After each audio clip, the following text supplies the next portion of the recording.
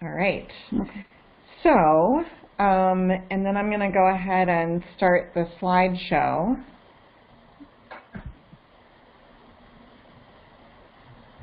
So as folks can see, we're here to talk about declaring a climate emergency and building your campaign in uncertain times. Thank you, Carol. I guess we'll get started here. Good afternoon, and we're very excited to welcome everybody to this webinar on building your campaign in these really uncertain times. Our presenter will be Carol Oldham, who you've all just heard from, she's the Executive Director of the Massachusetts Climate Action Network, we refer to as MCAN. My name is Janet Williams, and I'm with the Cape Cod Climate Change Collaborative. I'm here today with Fran Schofield, who's also of the collaborative, and I think Barry Margolin may be on this call as well. He's the chair of 350 Cape Cod. So the three of us, our organizations, represent this broader coalition that the slide is up about, the Cape Cod Climate Emergency Initiative. It was begun by 350 Cape Cod about 2 months ago, and it currently comprises leading environmental and activist groups from across the Cape, including the Climate Collaborative, the Association to Preserve Cape Cod, the Sierra Club, the Faith Communities Environmental Network, and many others. The purpose of this initiative is to support this Cape-wide campaign to petition and pass declarations of a climate emergency in every Cape Cod town at our town meetings whenever they actually occur. Next slide, please. So the Cape Cod Climate Collaborative, one of today's co-sponsors of the coalition of organizations and businesses and committed citizens who have joined together to communicate, support, and facilitate action in our region to move us, the Cape and the Islands, to net zero energy. Next slide. The other co-sponsor is 350 Cape Cod, which is a grassroots organization, if you don't know them, of committed citizens who are similarly focused on climate education and action. Working together, the initiative got off to a great, energetic, and ambitious start with the formation of local climate action networks in every town. And in each town, they submitted a climate emergency declaration petition. Groups from the networks have appeared before various boards and committees seeking support in many towns. Those are actually starting to come in. Some towns are holding those kinds of meetings of select boards, finance boards, energy committees remotely, and people are able to get their request for support for the petition in front of some of them, and they are beginning to happen, but it's much slower than usual, as expected. So this afternoon, Carol has generously offered to share with us her experience in working with local groups focusing on inspiring climate action in the towns. She'll be talking with us about how we can continue our activism and get ourselves ready to plan and prepare for our town meeting votes, which will be happening eventually. If you don't know about MCAN, they work to help cities and towns across the Commonwealth to develop networks, mobilize town boards, get officials elected, NGOs, and they bring in the business and community and citizens to find ways to move to net zero. So by developing climate action networks here on Cape Cod, each individual town is working on its own town. Together, however, we can eventually have a goal to become a Cape Cod chapter of MCAN, which would bring with it increased resources, increased clout in our voice on Beacon Hill and within the administration, and can move the effort forward. The South Shore towns have done a very similar thing, and we're looking at them as a model. I think we've done a little bit of explaining about how this will work. Everybody should be muted. I'm not hearing a lot of feedback, so that's good. Carol will be speaking for about 20 or 25 minutes, and after which we will have time for a Q&A. You can use the chat box to write your questions. Fran will be pulling the questions off the chat box, and when we reach that point, she'll be asking Carol. And I think that should do it. And with that, I'm pleased to turn it over to Carol Oldham, the Executive Director of MCAN. Great. Thanks. Thanks, Janet. And thanks to the co-sponsoring groups for putting this together. I'm really excited to be with you guys today. We had a good group last night as well. I'll just go over a few housekeeping pieces. Like Janet mentioned, we're going to do a moderated Q&A. So as I'm speaking, you can go ahead and put questions into the chat. Please don't actually try to answer each other's questions, even if you know the answer, just because it's really distracting from the speaker and from what's actually happening on the screen. We are recording this. We're going to put it, we're going to make it available to you guys. What we'll probably do is either put it up on YouTube or just directly send everybody a link. And I apologize for any technical difficulties that folks are having. We were just discussing how there's a lot of demand for all of these online meeting platforms right now, and so it may be more demand than they can handle. So just a little bit of background about the Massachusetts Climate Action Network. We were founded in 2000 by a couple of folks who were active in climate solution groups in their communities in Cambridge and Arlington, and they were already friends, and so they were talking to each other about best practices and what do you do when this happens, and do you have any ideas for how to move to clean energy, you know, those kinds of things. But they realized that not everybody had those kind of relationships, and so they decided to start a statewide network to help communities talk to each other about both taking action on climate locally, but also giving them a voice at the state level, because as we know, state policy can either make your local work easier or it can make it harder. And what we want to do is make it easier, and we want all of the great stuff that you guys are doing at the local level to float up to state policy and make positive change on the state, regional, and national level. So we have 59 chapters. We just added Lowell as a chapter. 59 chapters that represent 109 towns right now. So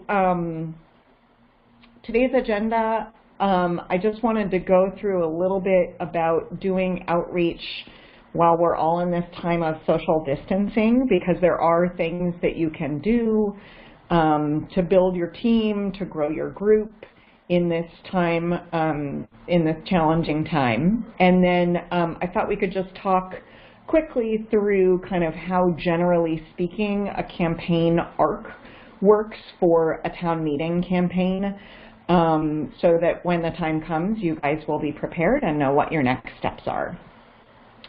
So just to set a little bit of context, we all know that climate change is real. It's human caused. It's happening here in Massachusetts already. It is changing lots of aspects of our lives, whether it's tornadoes in Springfield or that massive winter that we had in 2015. The good news is that local action provides a lot of solutions. And, you know, you can see here a picture of town meeting, actually. I'm a huge fan of town meeting, so I'm really excited about the campaigns that you guys are running. And just to remind folks that local action has always been the leadership on climate change. Cities and towns have really always led the way on climate policy and climate solutions, because it's a great way to test out some of these things before they get tried at the state, regional, and national level. Also, just, I know it's really key right now to feel hopeful, and it can be a struggle at this moment in time to feel hopeful. And I want you guys to feel hopeful, because we actually do have the tools to do what needs to be done on climate change. We just need to get in gear and get it going. So I just like this drawing because it, I took it off of a website. I like it because it's got some, it has a farmer's market, it has public transportation, it has electric cars, it has a library, it has a university, it has people out being together, which as we know we can't do right now, but we will be able to do again in the future. And I think one thing at the Massachusetts Climate Action Network that we think about a lot is focusing on system change. So the youth movement has been really good about reminding all of us that we need system change, not climate change. So we need to think about systemic changes that we can make. So not so much about individual changes that we can make in our lives, but how can we change our systems? And we're seeing right now with the COVID-19 crisis that we have a lot of systems in place that don't work for everybody. And even the people that it seems like it's working for, it doesn't work for. And so we have this opportunity to make change and to make systemic change that makes our systems work for everybody. And it's really about community. So this is where one of the leader groups in the Mass Power Forward Coalition, and I just love these pictures because they speak to how building community not only makes our lives better, but makes us more resilient in the face of disasters.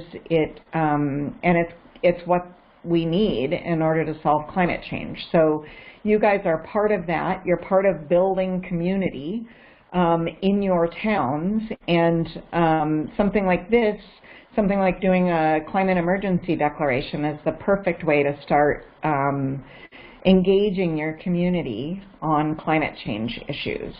So clearly, if we're all kind of scattered and not working together, we're not as effective. If we can organize ourselves in our communities and organize our communities together, we're going to have a lot more power. And basically the concept of organizing is find a common problem, which you guys have done. Obviously on the Cape, it's a major common problem. Figure out what resources you have and what relationships you have. And by resources, I mean things like people who know how to do stuff and people who have relationships with people who can help you get the things that you want to get done. And developing a plan of action. So sometimes it's very tempting to stop with education, but you guys are taking that next step and moving to action, which I always tell folks to do, so you guys are ahead of the curve. Obviously things are a little bit different right now because we can't sit down in meetings together, but I want to encourage folks to think about their team, about your team and your community. So some of you I know already have a fully formed team, and some of you might not. Some of you might be 1 or 2 people in your community. So I'll talk a little bit about how to find your team, and then obviously meet with your team, and that can be done on a variety of virtual platforms.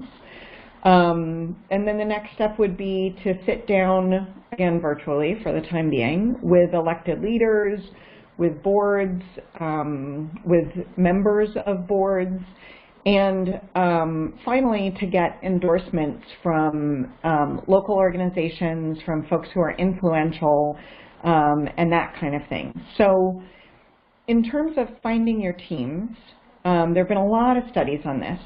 And the best practice that has come out is that decision-making works best, and dividing up of work works best when your team size is between 5 and 7 people. 7 is sort of the maximum size. Beyond that, it gets really hard to make decisions, and it gets hard to get everybody together.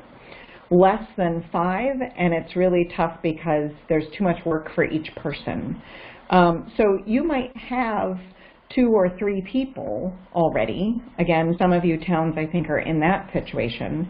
But if each of the 2 of you or the 3 of you can think of 3 people that each of you could reach out to within your networks, then you have a really good chance of expanding that to that ideal team size.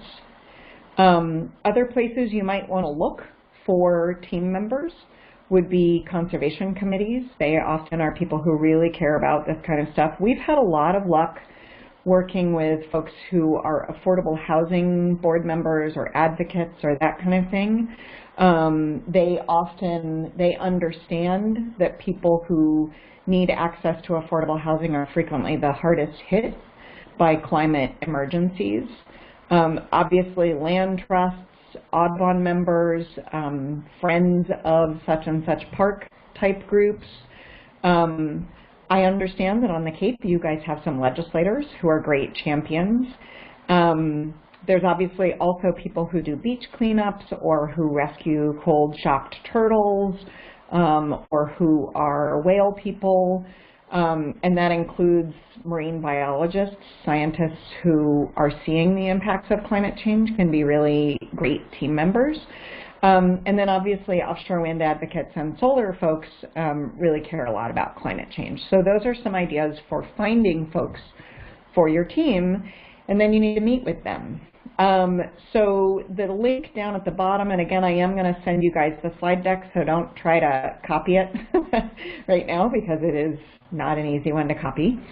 But we actually did a webinar for our chapter leaders recently about, like basically once everybody went remote, we started getting a lot of questions about using the Google Suite to work together. So we went through some of the ways to work together using Google Docs and Google Slides and Google Hangouts. So you can watch that on YouTube. We're also doing one about meeting platforms, including Google Hangouts, Zoom, and free conference call, which you're on right now. All of them have pros and cons. But that'll also be up on our YouTube channel sort of mid next week.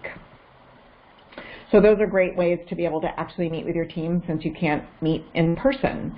Once your team sort of feels like you're all pulling in the same direction and you know what you want to accomplish, it's a good next step to sit down with what we colloquially call your targets.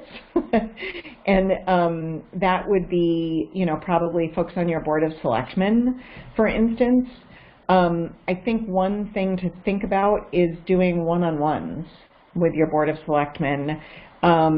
Eventually, you'll probably be presenting to them as a group, but increasing their comfort level by one-on-one meetings to start with, and if they're not already champions for your issue, there are probably some folks you can turn into champions, and then they can help convince their colleagues. And that starts with that one-on-one conversation about what you're doing and why.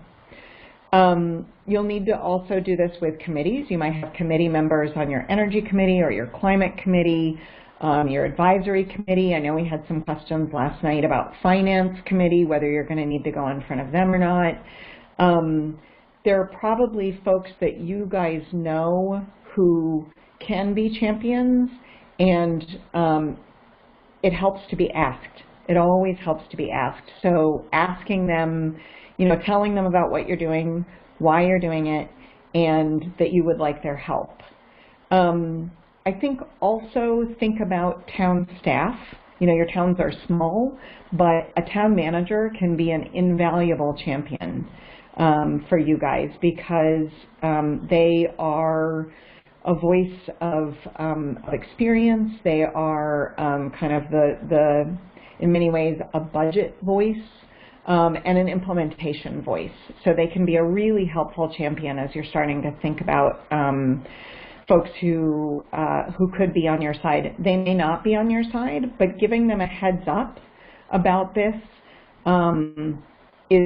is always helpful, and asking them to ask you questions and to be on your side. You'd be surprised how many people, when asked, will end up being with you.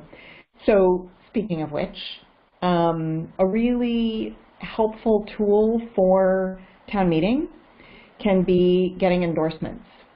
So having a very short description, which includes your warrant article number, And, you know, you can have it, you could host it online with a Google form. Since we can't actually collect signatures at this point, you could send out emails asking folks to endorse. And then eventually, when we get back to being able to have in-person conversations, then you can have, you know, a clipboard and go around and talk to folks in person. And, you know, this might be boards or committees. It might be groups or organizations. So, you know, if there's a garden group, for instance, they might be helpful at, you know, your conservation committee. Those individuals might be willing to sign on even if the board is not, and they might be a known quantity. So this is something that I find is really particularly important with open town meeting, which my understanding is all of you guys have, is, you know, sort of thinking about who those thought leaders are, who the folks who, you know, everybody kind of sits up and pays attention when they go up to the microphone at town meeting, because they're thought of as somebody who thinks really deeply about issues and who has opinions that are worth listening to. And then obviously you guys have a lot of experts on the Cape, not only the folks who are involved with the Cape Cod Climate Change Collaborative, but also, you know, there are, you have marine biologists, you have folks who, when they say that this is something that's important, folks are really going to listen to their endorsement just a little bit more than the average person. So just quickly, I'm going to go through what, in a normal time, a campaign arc looks like. So generally speaking, what you would do is that you would start out by identifying who your supporters are. So this is true of an issue campaign. This is true of an electoral campaign. So some of this may look really familiar to a lot of you guys. But basically you start out by figuring who's already with us. And again, those may be people who you ask to join your team. They may be people who don't have bandwidth to join your team, but you know that they support you. So just make sure that they do. And then think about who that middle group of folks are that you can persuade.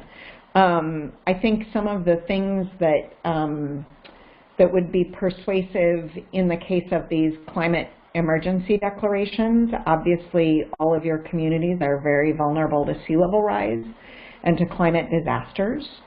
I think everybody, you know, it's amazing to look at the way that the polling has changed nationally, but also here in Massachusetts over the last couple of years in terms of people really prioritizing climate as an issue. So I think just reminding folks that that this is a top of mind issue, and that this is, because it's a resolution, because it's a declaration, it doesn't actually cost your community anything, but it shows will on the part of your community to do something. And then obviously, when the time comes that we actually have town meeting, you need to make sure that your folks turn out. And again, this is particularly important for open town meeting. And we talked a little bit last night about kind of ways to influence folks as they're coming in to town meeting. I'm a huge fan of basically having like a little quarter pager, which is, you know, you can make 4 of them on a page, both sides, cut it into 4 pieces, and on the front you would have your warrant article number and a couple of bullet points about it that are maybe town specific. And then on the back you might have your list of endorsers. And just giving folks that as they come into town meeting, so that they're not coming from scratch, can be very, very effective. So I borrowed this slide from our partners at Toxics Action Center. A lot of this is just kind of a reminder of what we've already gone over, but presenting the right question, you guys are in the right place for that, because many of you have already presented your questions. Identifying the supporters and getting out the vote, we just talked about that. But I think this point about don't worry about everyone is a really good one. It's fun to have a unanimous vote in your favor, but it's not necessary. The third point is a really important one. There are a lot of studies that show that people like being on the winning side, and so if you can make folks feel like you're the winning side, it's a really helpful thing to actually win. It's sort of one of those funny, like, snake with the tail in the mouth kind of things. It's an Ouroboros of logic, but if people feel like you're going to win, basically. And obviously the demonstrating the VIP support, that's sort of that idea of endorsements. So this is just a slide that I usually give when I'm giving folks kind of a campaign overview. Some of this we've already gone through, building your team. You guys have already written your warrant articles. I think writing your explanation is really important. That's the piece that's in addition to your language that goes into the warrant. And some of this is going to be very specific to your town. And like, for instance, towns that have made commitments or done a lot in a solarized program, made climate commitments, done a lot in a solarized program, anything like that can point to that. If you haven't, you can point to the fact that we haven't, here we are, this very vulnerable community, and we haven't done anything yet. So this is a good first step. And then obviously talking to your select board. And then when the boards and committees and hearings start happening, it's possible, I guess, that they'll happen electronically in the meantime, but if it ends up being in person, I just want to encourage folks to go to all of them and present at all of them whenever you're given an opportunity, because you'd be surprised who's with you. As I was saying earlier, it's a pleasant surprise to realize that folks really do get this and really do prioritize this. And then obviously doing the organizing again, which is the turnout. So you guys have open town meeting, and I think the thing that I wanted to highlight on this slide is that next to last point, which is inoculation. So this is it's a concept that comes from the labor union movement, and the idea is that we generally know, particularly once we start having conversations with this, what our opposition is going to say about us and about what we're trying to accomplish. And if you are able to say it first and then counteract it, it can basically take the sting out of it. So again, it's sort of like that idea of a vaccine. Do a little bit of it and then prevent it from taking over your immune system. And so this is one of the reasons to start having conversations as soon as possible.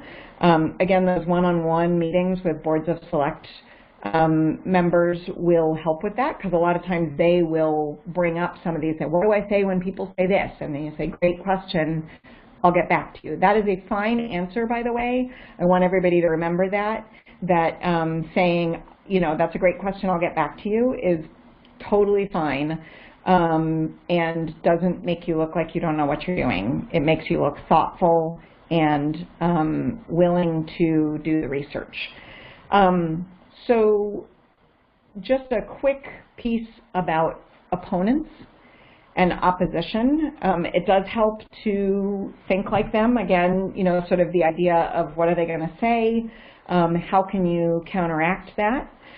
You would be surprised by sometimes having those conversations allows you to bring them along by helping them think like you. Some of that is that trusted messenger piece. So that might be, again, like somebody who's on your board of selectmen might be a great voice to talk to the rest of your board of selectmen.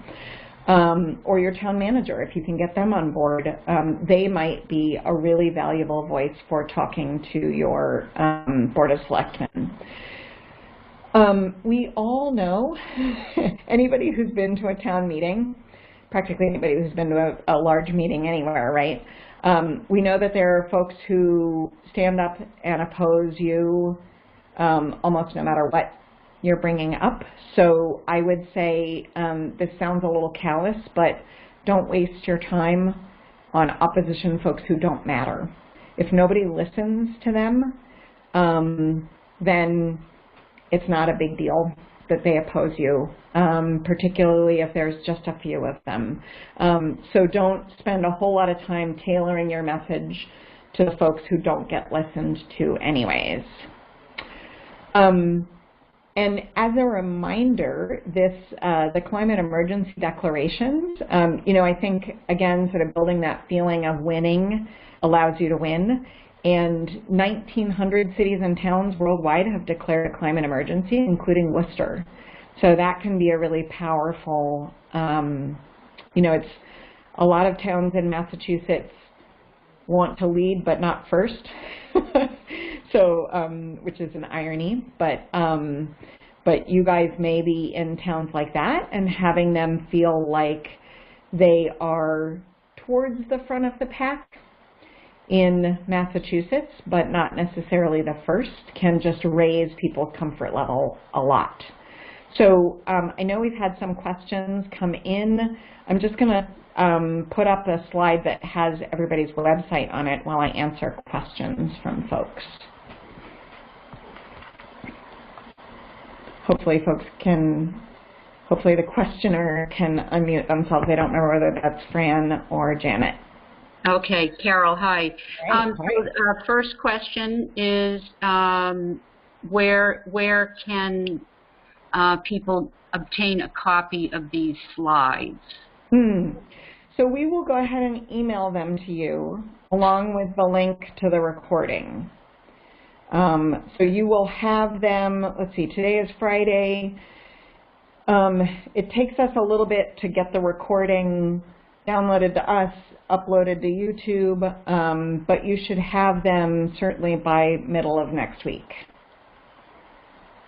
Okay, thank you. And how should people get an okay from town meeting leaders to include youth less than 18 years old? That's a great question. Yeah. I love that question because I have to say having high school folks present is one of the most effective things that you can do, not only on this issue, but on, I saw it be used very effectively in Brookline for banning cigarette sales under a certain age.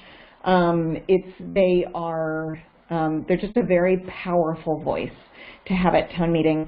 So my 2 cents would be start with your moderator. Moderators are often, they're a little less flexible in person once you get to town meeting, but they are generally pretty flexible. It does depend on their personality, but they are generally pretty flexible if you reach out to them ahead of time. And I think one thing that you can say is if there's a member of your team who would have spoken but is willing to cede their time to the youth voice, I wouldn't cede all of your group's time to the youth voice, but maybe have one of your speakers offer to cede their time to that youth voice. So their 2 minutes or whatever they would get at the microphone. But I think that's a great idea to have the youth speak. I think, just like with any other speaker, have them practice and time them and, give each other feedback on your speeches ahead of time. But I think it's a really great idea to have the youth voices there. Okay, thank you. One guest asks if you can point to other coastal community or regional climate action success stories. Do you have any, for example, on your website? Do you have any stories? Yeah, we do. We have a lot on our website, actually. So if you look on our website, first of all, there's sort of a tab to the left, to the upper left, that is about our chapters. So there's a chapter map there. and there's a chapter list, so you can look at their websites, you can look at their Facebook pages, you can actually connect directly with the chapter leaders in most cases. And you know, I think certainly as Janet was saying, the South Shore folks can be a real resource for you. Now they have, they've all made 100% clean energy commitment as sort of a chapter together, and then each of the towns is figuring out how to work on that, you know, because every town is a little different. Some of the towns are further along than others. Some of them are a little more conservative. There are a couple of municipal light plants there. So they're sort of, you know, each town is working through doing stuff, but there are a lot of success stories. So I would encourage you guys to look there. Okay, that's great. Earth Day normally generates climate action attention, and how do you expect that will be different this year? Yeah, that's a really great point. So you know, it's really hard to tell what's going to be happening in 3 weeks, right? Everything has changed so much in the last 2 weeks. But I would say it would be a great opportunity to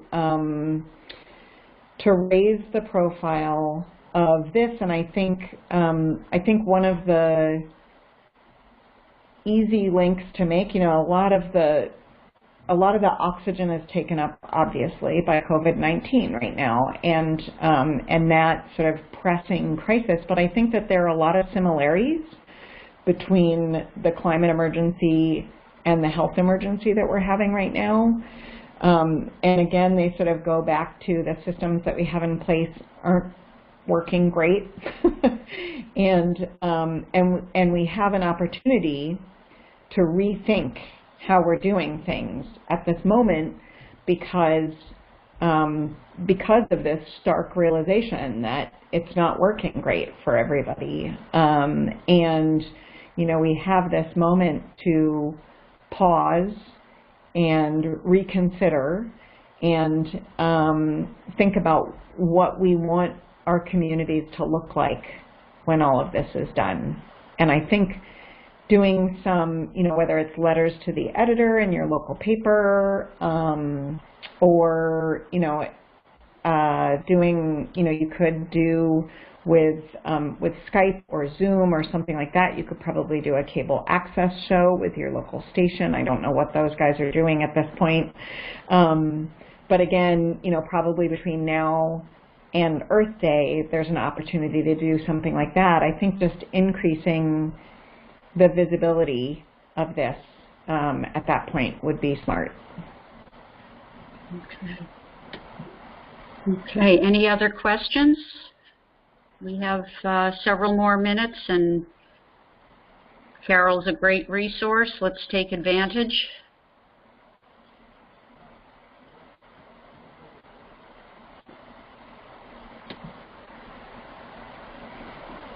And also, I'll just let folks know, you know, I talked about sort of the idea of the quarter pager to hand out at town meeting.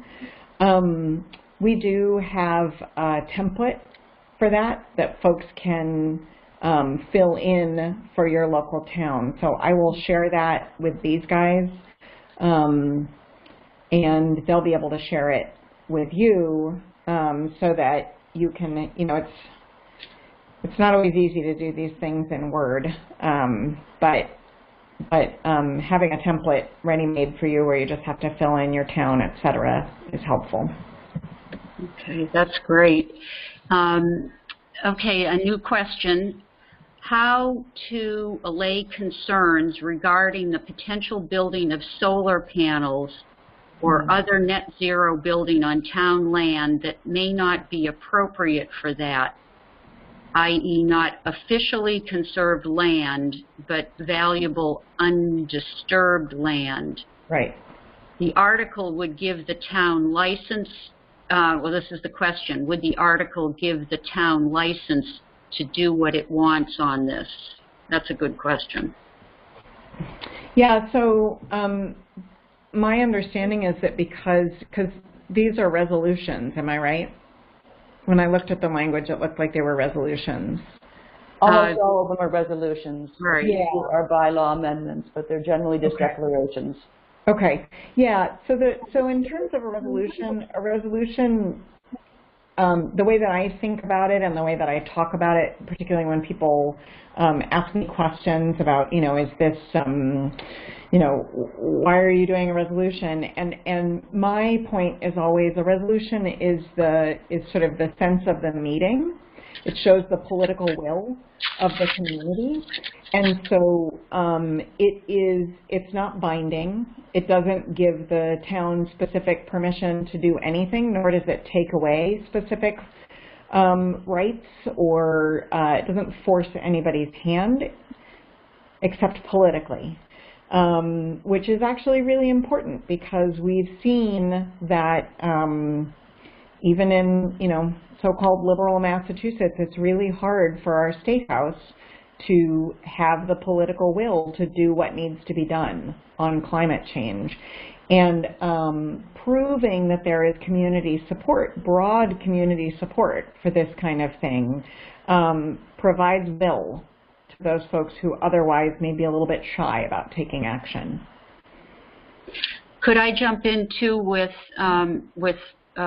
partial response to that question? The Cape Cod Climate Change Collaborative and also the Association to Preserve Cape Cod, both of which are, foundational members of the Cape Cod Climate Emergency Initiative, have issued position statements opposing the placement of solar arrays in forested land.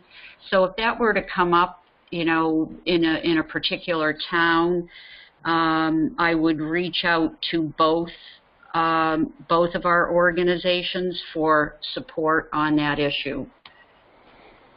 Okay. A couple of questions. Somebody says it seems like there's an upside and a possible downside to associating the coronavirus with climate change. Please comment. Yeah, no, you're absolutely right. I think,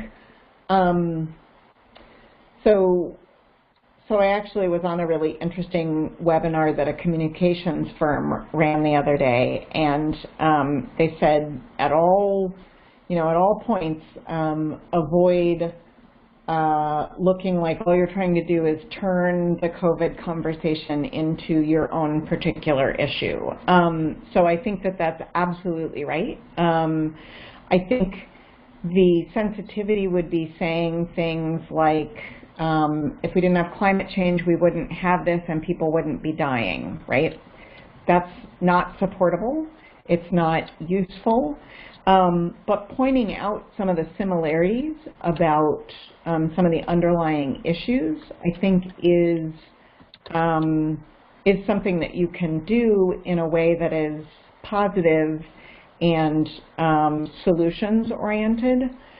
I think obviously take all of this with a grain of salt depending on what the next couple weeks look like, and adjust as necessary. But I think that there are ways that you can be locally appropriate and sort of sensitive to the moment, where you bring the two, where you point out the similarities between the two issues. And I think, one of the things that I've been thinking about a lot is when we come out the other side of this, we're going to need some pretty major job creation programs.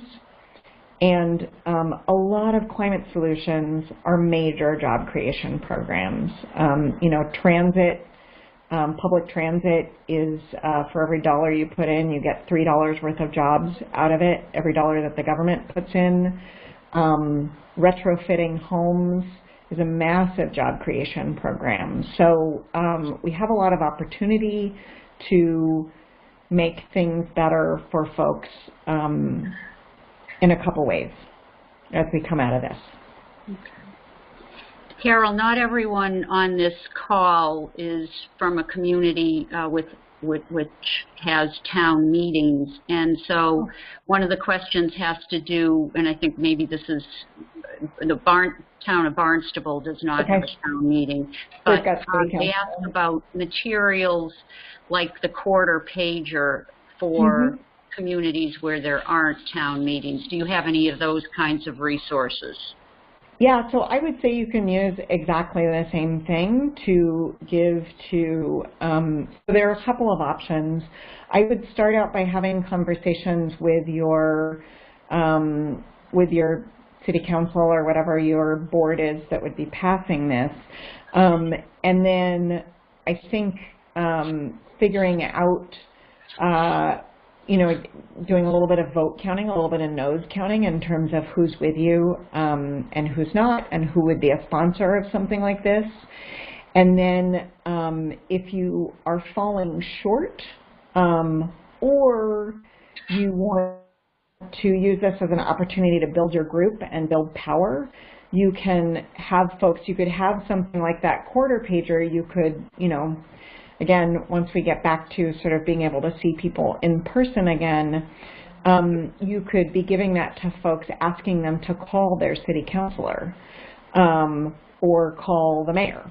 And I apologize, I don't actually know what your system is in Barnstable, but whatever your structure is, asking them to make calls or send an email. And that gives you an opportunity. I would encourage everybody to think about how you can use this campaign, and particularly this time where we're all on pause and can sort of, focus on building teams. This is a great opportunity to build your group, because this is a first campaign for you guys.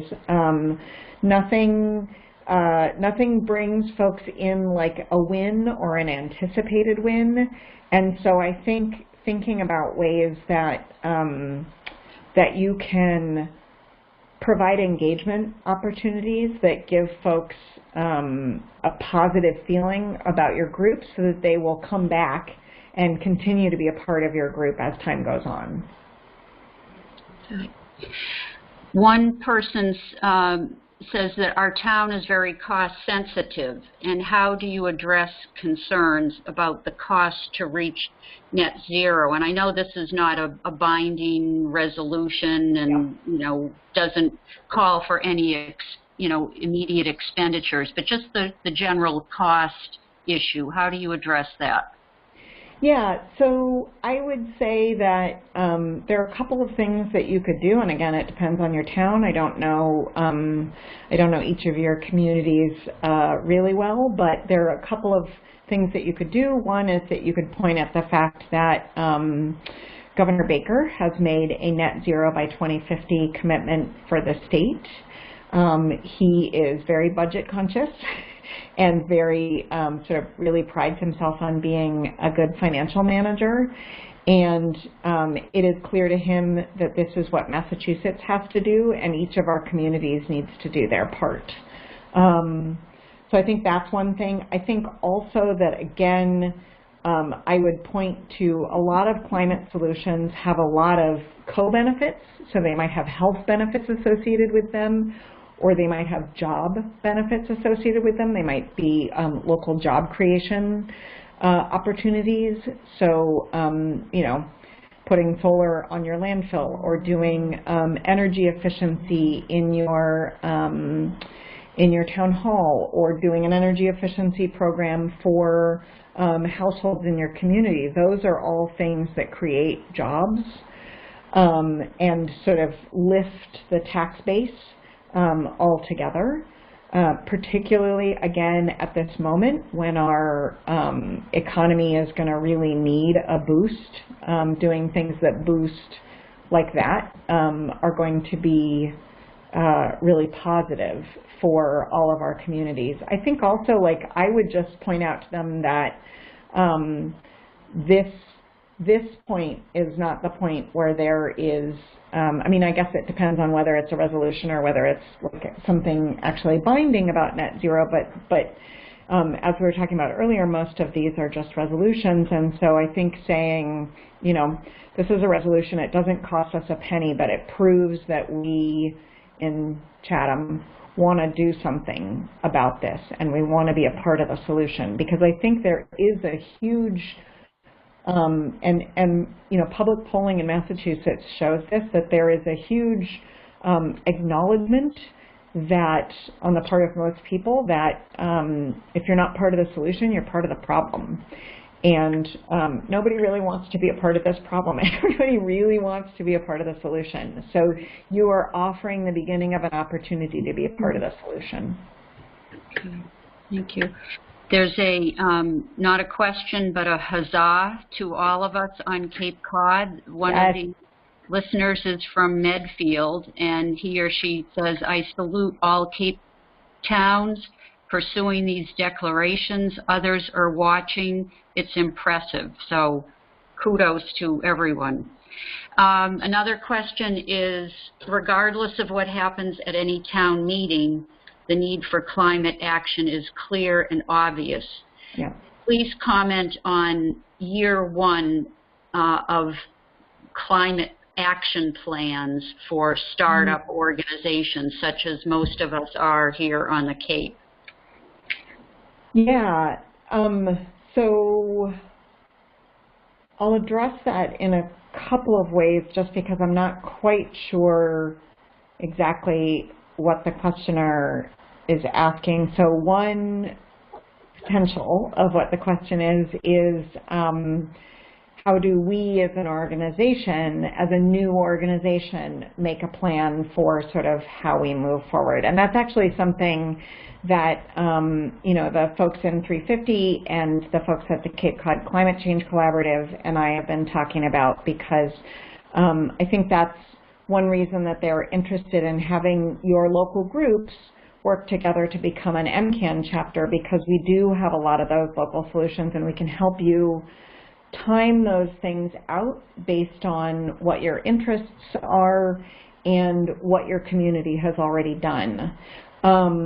Because I think that it is really important to be bold and ambitious within reason. So, you know, to do as much as you can with the acknowledgement that it needs to be what you can actually do. So I would say that in the first year of a new organization, I would focus on building your core team, and then, you know, the sort of thinking about the onion model, I guess, where you've got your core team that's almost like your steering committee or your leadership team or your board, or however you want to think about it. And then your next layer out is people who are willing to take leadership on something in particular, but maybe not take, they would be in the pipeline for taking responsibility for your organization overall in the long run, but they might want to do something like help put together an eco fair or a speaker series, but they might not yet be your very core team of who helps to run the organization. And the things that help to bring folks in to an organization, A, of course, as we've talked about, a win, but also B, having small discrete tasks or actions that people can take that don't feel like a really huge commitment. So you're not asking them to forever be in charge of, you know, the finances for your organization or the, you know, the volunteer outreach for your organization, but you're asking them to help you put together an event at the library, for instance. So think about how you can build in a lot of those small actions that give people responsibility and show that their activities make a difference. That's generally why people volunteer. They want their, whatever they're doing, however many hours they can put into this, they want it to make a difference. And so helping them feel appreciated and helping them feel like it makes a difference is a really, is really key when you're thinking about that first year in particular. Carol, correct me if I'm wrong, but it seems I've seen on your website like a kind of a step-by-step document for the things that climate action networks can start to do in each town. Could you direct people to that resource? Where would, I forget where that is. Local Clean Energy Toolkit. And there's a short link for it, which is bit.ly/localclean. And it starts out with an assessment checklist that you can do with your town manager or somebody on your board of selectmen, or you may know the answers. And you check off everything that your community has done. So not things that you're intending to do or that you wish that you'd done, but things that you've actually done. And then that puts you into a beginner, intermediate, or advanced category. And we have policy and project recommendations for each of those categories. We kept it to a very small number of things that make a big difference and that help to build your group and build your power, as well as making a difference on climate. So folks can take a look at that. But I would say let's get through let's get through town meeting first. Okay. And I'm realizing that we are actually pretty close to, we are past time. So we should probably go ahead and wrap up. Well, thank you very much. Thank you. And all will be in touch with you via different methods, email, websites, when Carol provides the slideshow, and I'm typing while I'll jump in here, Fran, and say we have 10 seconds for the last question that I just saw, which is in thanking Carol. When are you planning your next Cape Cod vacation? As soon as I'm allowed to travel. Okay, we'll see you down here in the summer. Yeah. Yep. Okay. Yep. Okay. Thanks so much, everybody. Thank you, Carol. Out to you, and stay well, everybody, and stay sane. Don't get too much cabin fever. We're working on it. Right. Thank you. Thank you. Bye, everybody. Thank Bye-bye. you. Bye. Bye.